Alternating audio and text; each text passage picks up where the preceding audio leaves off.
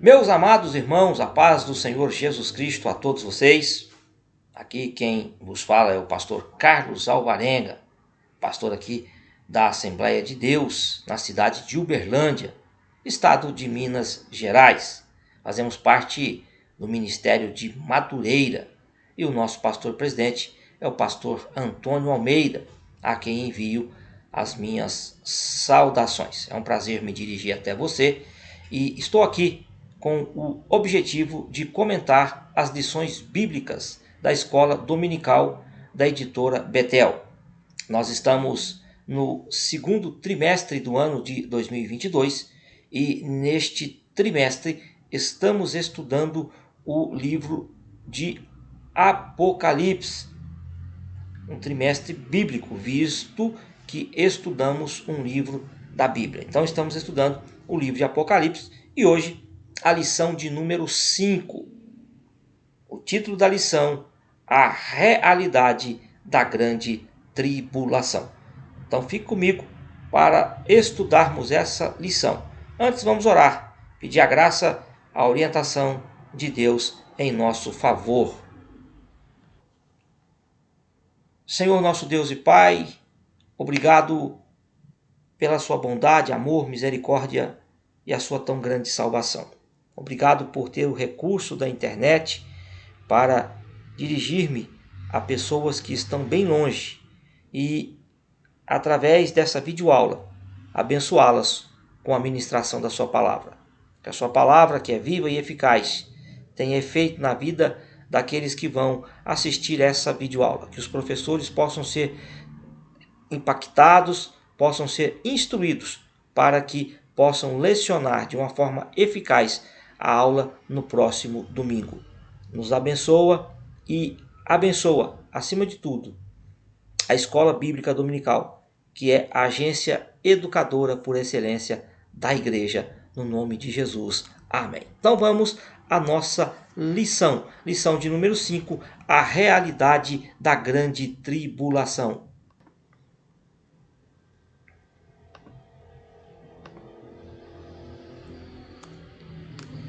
O nosso texto base, 1 Tessalonicenses capítulo 1, verso 10. E esperar dos céus o seu Filho, a quem ressuscitou dentre os mortos, a saber, Jesus, que nos livra da ira futura. Que ira futura é essa? A grande tribulação. Verdade aplicada. O mesmo Deus que nos enviou o seu Filho para nos salvar, também nos salvará, nos livrará da ira divina que virá sobre o mundo. Os assuntos que nós vamos abordar nessa aula serão 3. Vamos falar sobre as 70 semanas de Daniel. Responderemos à pergunta: passará a igreja pela grande tribulação? E falaremos também sobre a grande tribulação. Existem aqueles que interpretam que a história ela é cíclica, ou seja, é uma eterna repetição. São adeptos deste conceito espíritas, hindus, budistas e muitos outros. É a questão da reencarnação. Você vai e volta. Nada mais longe da verdade, do que esses conceitos. A história é linear, ou seja, ela vai sempre para frente, rumo ao propósito de Deus para a sua criação. A escatologia, que é a doutrina das últimas coisas, mostra isso de forma clara. A história está sempre avançando, e ela está avançando para um final feliz para aqueles que são de Cristo e, infelizmente, um final infeliz para todos aqueles que rejeitaram Cristo Jesus durante a sua vida. Então, o nosso primeiro assunto, as 70 semanas de Daniel. Daniel é um exilado judeu na Babilônia.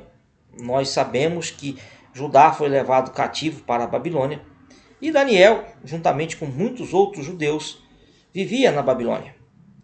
E Daniel, ele descobre, por meio da leitura do profeta Jeremias, que o cativeiro babilônico, o cativeiro de Judá, seria de 70 anos.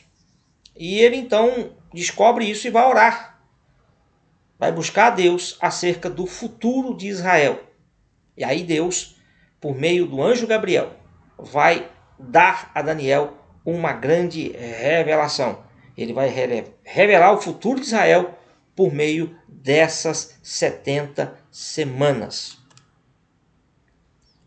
70 semanas estão determinadas sobre o teu povo, ou seja, sobre os judeus, e sobre a tua santa cidade, ou seja, Jerusalém, para cessar a transgressão e para dar fim aos pecados, e para expiar a iniquidade e trazer a justiça eterna, e selar a visão e a profecia, e para ungir o Santíssimo.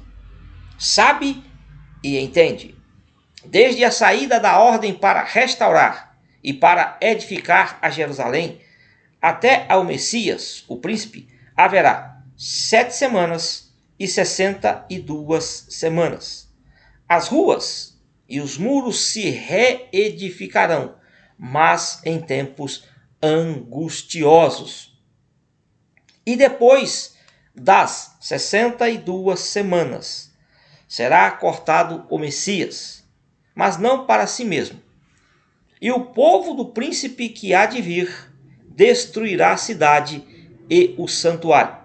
E o seu fim será com uma inundação. E até o fim haverá guerra, estão determinadas assolações. E ele quem? O príncipe que há de vir, firmará aliança com muitos por uma semana. E na metade da semana fará cessar o sacrifício e a oblação. E sobre a asa das abominações virá o assolador. E isso até a consumação. E o que está determinado será derramado sobre o assolador. Daniel, capítulo 9, versos 24 a 27. Aqui está a revelação que Gabriel trouxe a Daniel acerca das 70 semanas. O estudo das 70 semanas de Daniel é fundamental para entendermos a escatologia bíblica. A expressão no original não é 70 semanas, a expressão no original é 70 setes, ou seja, 70 vezes 7, que é igual a 490 anos. É bom entendermos que aqui se trata de semanas de anos. Cada ano representa 7 anos.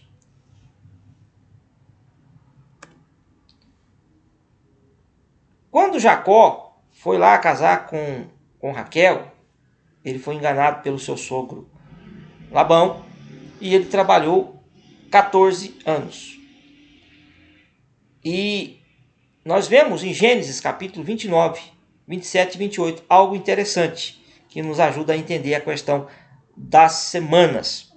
Cumpre a semana desta, então te daremos também a outra. Pelo serviço que ainda outros 7 anos comigo servireis. E Jacó fez assim, e cumpriu a semana de Lia. Então lhe deu por mulher Raquel, sua filha. Então, nós vamos ver que Jacó trabalhou 2 semanas, no sentido bíblico, que equivale a 14 anos. Ele trabalhou os primeiros 7 anos por Raquel, mas foi enganado, recebeu Lia.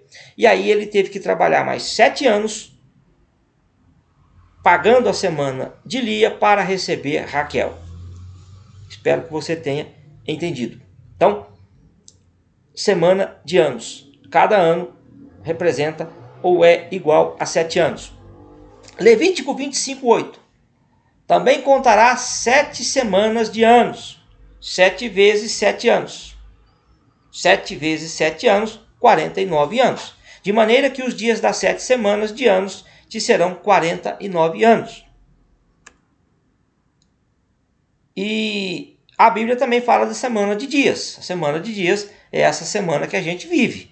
A semana comum, natural. Domingo, segunda, terça, quarta, quinta, sexta, sábado.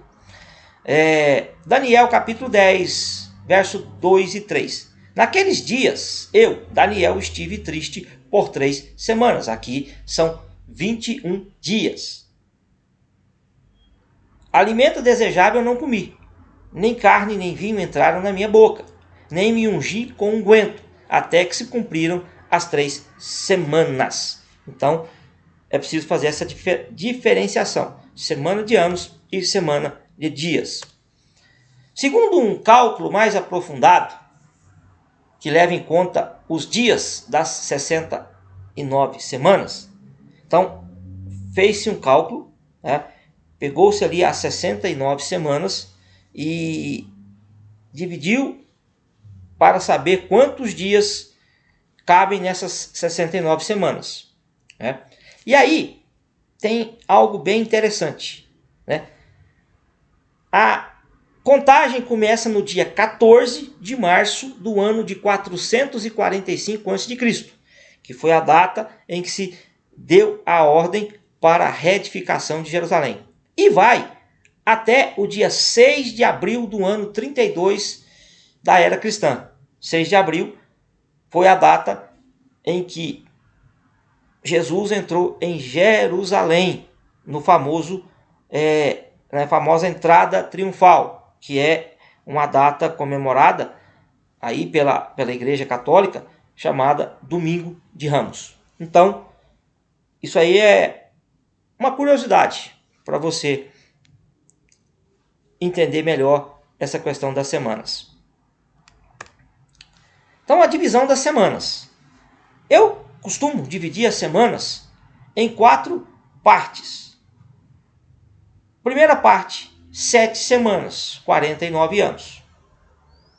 A segunda parte são 62 semanas, que são 439 anos. Quando você faz a soma de 49 com 439, você chega a 483 anos. Aí, a contagem ela para. A contagem para e nós temos um intervalo. E esse intervalo ele dura aproximadamente já 2025 anos. E a contagem vai voltar, né, quando houver o arrebatamento da igreja, e aí inicia-se novamente a contagem, inicia-se a 70ª semana, que serão 7 anos, que refere-se à grande tribulação. Então, 7 semanas, 49 anos, 62 semanas, 439 anos, o que equivale a 483 anos. Como as 70 semanas são 490 anos, ficam faltando 7. E os 7 anos estão contidos na 70ª semana, 7 anos, que refere-se à grande tribulação. No momento, nós estamos entre a 69ª semana e a 70ª. Estamos vivendo o intervalo, ou seja, nós estamos vivendo o período da igreja na face da terra. Aqui um pequeno gráfico para você entender de uma forma mais didática a questão das semanas. Em amarelo nós temos a primeira parte, que são as 7 semanas, equivalente a 49 anos, saída da ordem para reedificar Jerusalém até a conclusão dessa reedificação. E aí vai começar a segunda sequência, que são as 62 semanas, que vai da conclusão da reedificação de Jerusalém até, né, o período de Jesus Cristo, quando Jesus Cristo ele é retirado da terra. E aí a contagem ela para, é o azul, nós estamos vivendo um intervalo, que é a história ou o período da igreja. E então, quando a igreja for arrebatada, inicia-se a última semana, que é a semana da grande tribulação. A grande tribulação dividida em 2 períodos.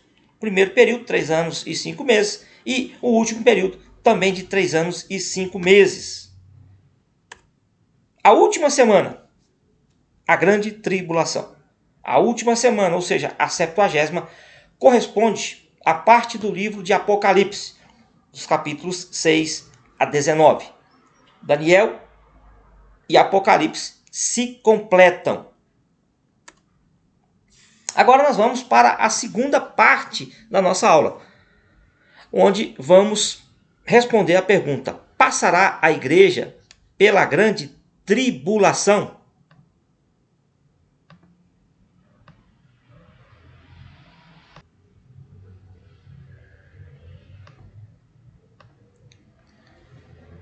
Nós temos 3 linhas de interpretação para essa pergunta. A primeira linha de interpretação é a pré-tribulacionista. Ela crê que a igreja será arrebatada antes da grande tribulação, ou seja, antes de se iniciar a 70ª semana, ou seja, a última semana das 70 semanas de Daniel. Nós temos uma segunda interpretação. Os midi-tribulacionistas ou mesotribulacionistas, eles creem que a igreja participará da primeira parte da tribulação, ou seja, dos primeiros 3 anos e 5 meses. Para esses, a igreja será arrebatada no meio da grande tribulação. Então, a igreja, segundo essa linha de pensamento, ela participará de parte, ou seja, da metade da grande tribulação. Mas há uma terceira linha de interpretação, que é a dos pós-tribulacionistas. Os pós-tribulacionistas acreditam que a igreja participará da grande tribulação, sendo arrebatada no seu final. Nossa linha de interpretação, a linha das Assembleias de Deus, é a pré-tribulacionista. A igreja, ela é exortada a esperar Jesus e não a grande tribulação. Você vai ver várias e várias referências a esperarmos do céu o Senhor Jesus e não a grande tribulação. Então nós cremos que a igreja será arrebatada antes da 70ª semana. A minha pergunta para os midi-tribulacionistas e pós-tribulacionistas é: qual é o objetivo da igreja participar de parte ou de toda a grande tribulação? O que a igreja vai fazer na terra durante a grande tribulação? Aí alguns dizem, que a igreja vai estar aqui para evangelizar, porque haverá uma grande colheita. E aí a Bíblia desmente isso. Por quê? Porque mesmo diante de juízos e mais juízos de Deus, os homens não vão se arrepender. Os homens vão blasfemar de Deus. Os homens vão se irar contra Deus. Então, se os homens não vão se arrepender com sofrimento, imagina ouvindo a pregação do Evangelho. Então, fica aí essa pergunta para os nossos amigos, midi-tribulacionistas e pós-tribulacionistas. O que a igreja vai fazer na terra durante esse período de juízo? A igreja não é alvo da grande tribulação, a igreja é alvo da misericórdia de Deus. A grande tribulação é para Israel e o mundo. Lá nas 70 semanas está dito: sobre o teu povo. O povo de quem? O povo de Daniel. E qual é o povo de Daniel? Os cristãos? Não, o povo de Daniel são os judeus. E sobre a tua cidade? Qual é a cidade de Daniel? Brasília? Nova York? Tóquio? Qual é a cidade de Daniel? Jerusalém. Então, a tribulação se refere a Israel. Você pode ver um relato do Senhor Jesus Cristo em Mateus capítulo 24, verso 15 a 28, onde ele vai falar sobre o período da grande tribulação. Esse período ele é chamado de angústia de Jacó. Está lá em Jeremias capítulo 30, verso de número 7. Apocalipse capítulo 12, verso 1 a 7. Nós temos ali um episódio interessante e que retrata a grande tribulação. A mulher, que é Israel, perseguida pelo dragão, que é o diabo. Então, o dragão quer destruir a mulher, que é Israel. Então, o objetivo da grande tribulação é levar Israel a reconhecer Jesus como Messias. O objetivo da grande tribulação é levar a nação de Israel a reconhecer Jesus como seu Messias. Uma conversão nacional a Cristo. Olha o que Jesus diz para nós, da igreja. E olhai por vós, não aconteça que os vossos corações se carreguem de glutonaria, de embriaguez e dos cuidados da vida, e venha sobre vós de improviso aquele dia. Porque virá como um laço sobre todos os que habitam na face da terra. Vigiai, pois, em todo o tempo, orando para que vocês sejam ávidos, por dignos de evitar todas essas coisas que hão de acontecer e de estar em pé diante do Filho do Homem. Lucas 21, 34, 35 e 36. Jesus nos exorta à vigilância para não sermos surpreendidos pelo seu dia, ou seja, o dia da sua vinda. 1 Tessalonicenses 1,10 é o versículo que lemos no início da aula, né? Esperar dos céus o seu Filho, não juízo, não selos, não taças, não trombetas. A esperar dos céus o seu Filho, a quem ressuscitou dentre os mortos, a saber, Jesus, que nos livra da ira futura. E Apocalipse 3,10, como guardaste a palavra da minha paciência, também eu te guardarei da hora da tentação que há de vir sobre todo o mundo, para tentar os que habitam na terra. Então nós temos aí alguns versículos, algumas referências falando que a igreja será tirada, levada da terra antes da grande tribulação. Em Apocalipse, a igreja é mencionada até o capítulo 3. Aí depois do capítulo 3, a igreja sai de cena. Do capítulo 4 até o capítulo 19. Perdão, do capítulo 3 até o capítulo 18, a igreja não é mais mencionada. A igreja vai ser mencionada a partir do capítulo 19 de novo. E como nós sabemos, o capítulo 3 até o capítulo 18 e parte do capítulo 19 falam da grande tribulação. Alguns exemplos, né, que nos levam a crer na linha de pensamento pré-tribulacionista. Enoque ele foi arrebatado antes do dilúvio. Foi livre do juízo. Noé e sua família estavam a salvo na arca. A arca é um tipo de Cristo, enquanto o mundo lá fora estava sob juízo. Ló foi retirado de Sodoma antes do juízo. Os israelitas foram protegidos no Egito durante as pragas. Em todos esses exemplos, vemos o povo de Deus sendo livre do juízo. Então, por que na grande tribulação a igreja tem que passar por ela? Se em todo o tempo Deus livrou o seu povo. A grande tribulação, né, que é a 70ª semana de Daniel. As profecias falam da grande tribulação que virá sobre a terra. Ela visa no primeiro plano Israel, mas as nações serão duramente atingidas pelos juízos de Deus. Apocalipse 7,14 faz uma referência à grande tribulação. E eu disse-lhe, Senhor, tu sabes. E ele disse-me, estes são os que vieram da grande tribulação e lavaram as suas vestes e as branquearam no sangue do Cordeiro. Aqui nós temos também uma resposta a uma pergunta. Haverá salvação na grande tribulação? Esse versículo responde isso. Muitas pessoas dizem que não aparece a palavra grande tribulação na Bíblia. Porque eles, ao lerem, não fizeram uma leitura bem apurada. Por isso que eles não acharam a palavra grande tribulação. Inclusive a mesma foi proferida pela pessoa de Cristo Jesus. A palavra, né? A expressão grande tribulação. Os horrores da grande tribulação. Será o período de maior angústia vivido pela humanidade. Some-se todos os horrores vividos pela humanidade.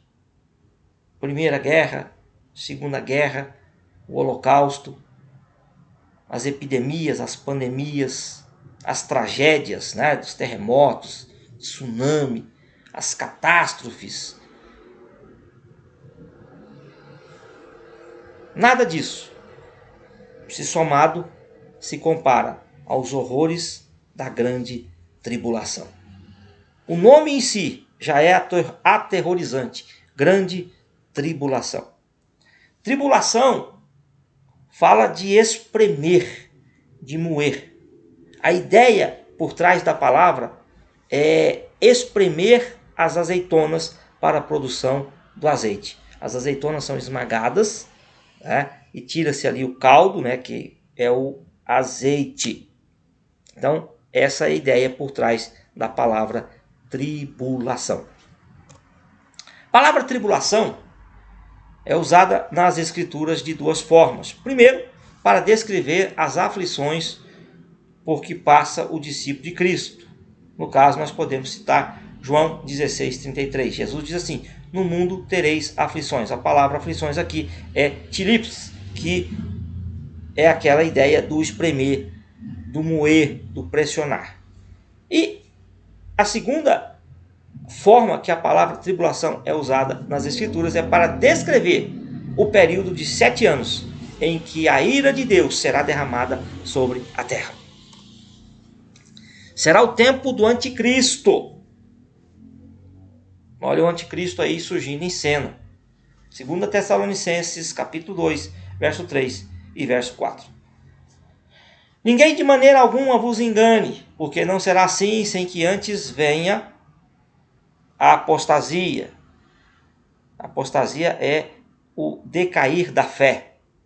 E se manifeste o homem do pecado, o filho da perdição, o qual se opõe e se levanta contra tudo o que se chama Deus, ou se adora, de sorte que se assentará como Deus, no templo de Deus, querendo ser Deus. Referência ao anticristo.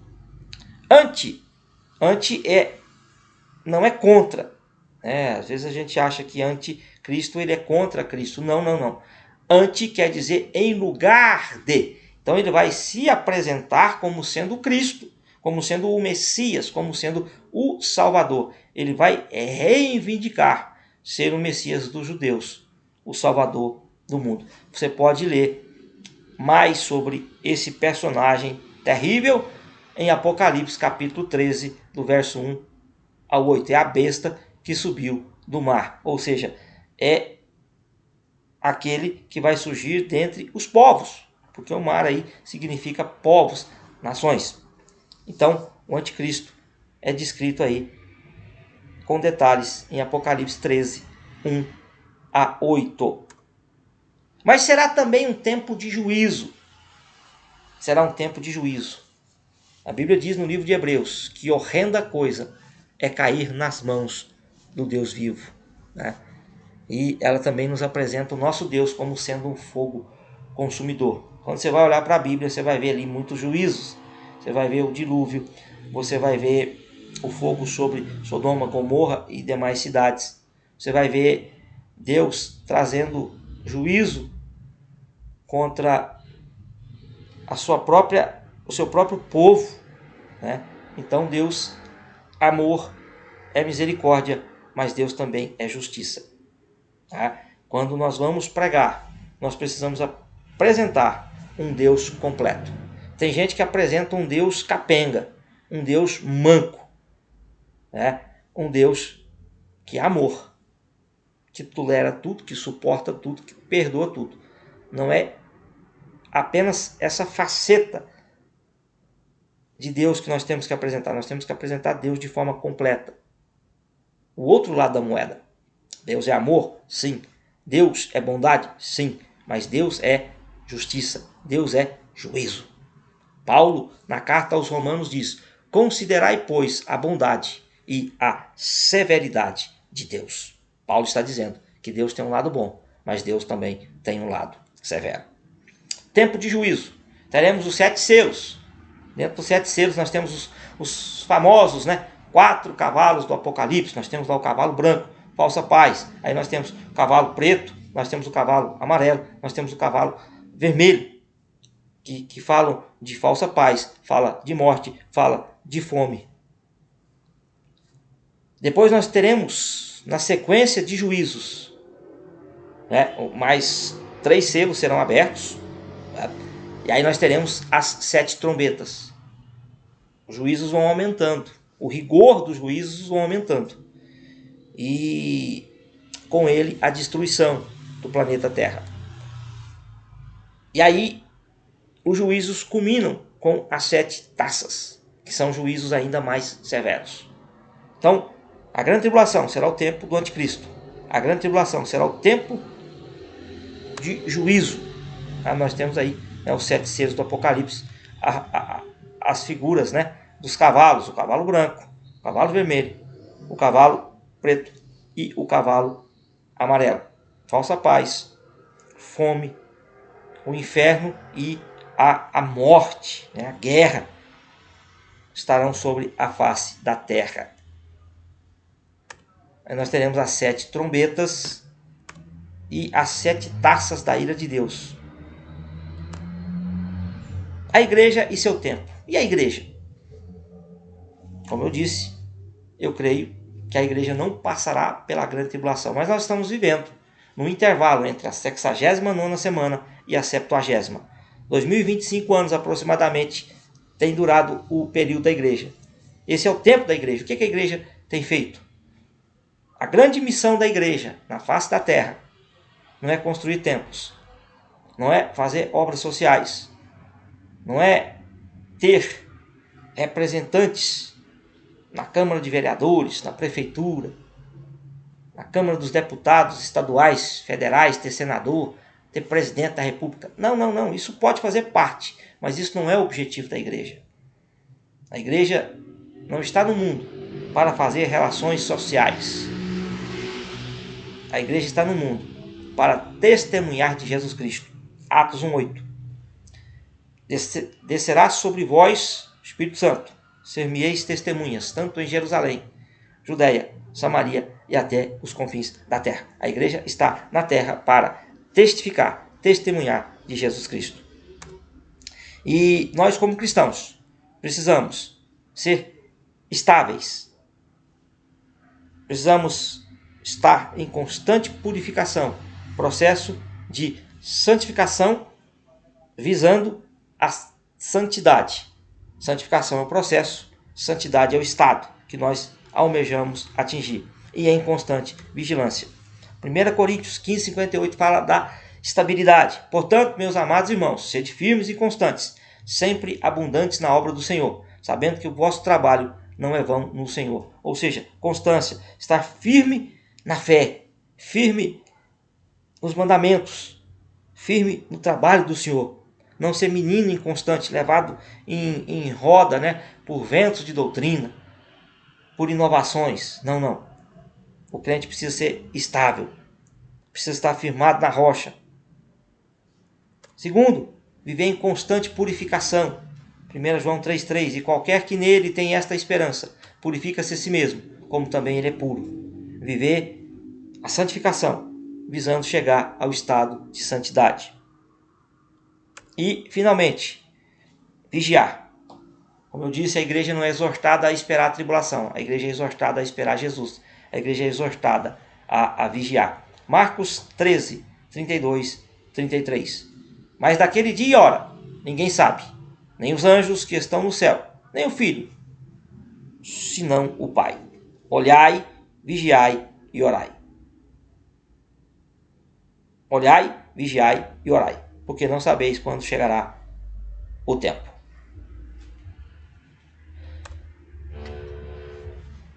Então, meus amados irmãos, as 70 semanas de Daniel revelam o futuro de Israel, por assim dizer também o futuro do mundo, e mostram-nos que a igreja será isenta da grande tribulação. Aguardamos Cristo, não a tribulação. Então viva de tal forma que você participe do arrebatamento da igreja e não fique aqui para esse terrível tempo chamado a grande tribulação. Que Deus te guarde, que Deus te abençoe. Esta aula, né, é promovida pelo canal EBD Mestres, Aprendendo para Ensinar.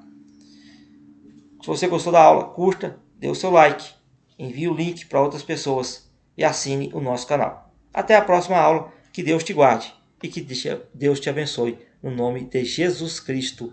Amém.